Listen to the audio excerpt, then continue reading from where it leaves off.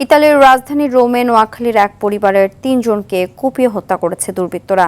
এ সংবাদে কোম্পানিগঞ্জের নিহতদের বাড়িতে চলছে শোকের মাতম।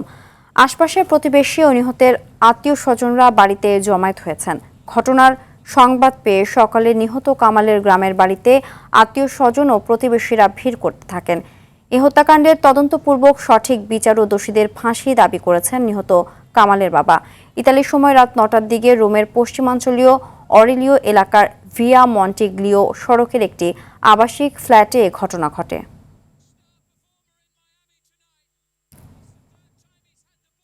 ইতালির রোমে একই পরিবারের ৩ জন হত্যাকাণ্ডের বিষয়ে জানাচ্ছেন আসলামুজ্জামান।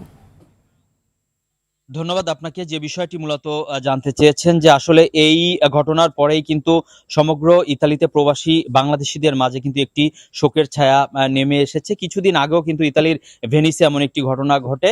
এই শোকের ছায়া না যেতে যেতে না কাটতেই কিন্তু আসলে গতকাল রাতে রাজধানী রোমেতে কিন্তু একই পরিবারের ৩ জনকে মর্মান্তিকভাবে হত্যা করা হয়েছে। এই হত্যার পরেই কিন্তু কমিউনিটিতে কিন্তু একটি শোকের ছায়া নেমে এসেছে। আমার কাছে সর্বশেষ যে তথ্যটি রয়েছে সেটি আপনার মাধ্যমে সকলকে জানিয়ে দিতে চাচ্ছি যে আমি সকালে বাংলাদেশ দূতাবাস রোমে ফোন করেছি এবং সেখানে প্রথম সচিব যিনি রয়েছেন তার সাথে কথা হয়েছে।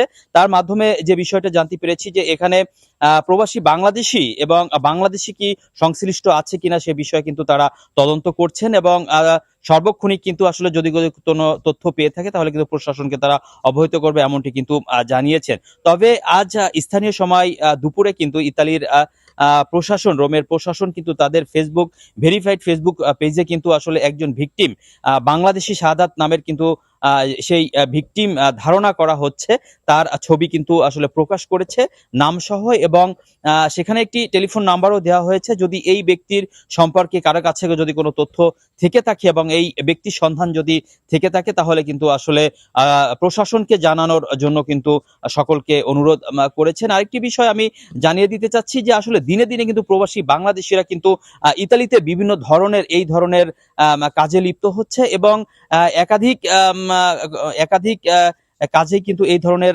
মর্মান্তিক কাজে কিন্তু লিপ্ত হচ্ছে, যার পরিপ্রেক্ষে কিন্তু আসলে কমিউনিটি ব্যক্তি যারা রয়েছে তারা কিন্তু উদ্বেগ প্রকাশ করেছেন এবং প্রশাসনরাও কিন্তু আসলে বাংলাদেশিদের প্রতি অনেকটাই ক্ষিপ্ত রয়েছেন। এই ছিল আমার কাছে সর্বশেষ তথ্য।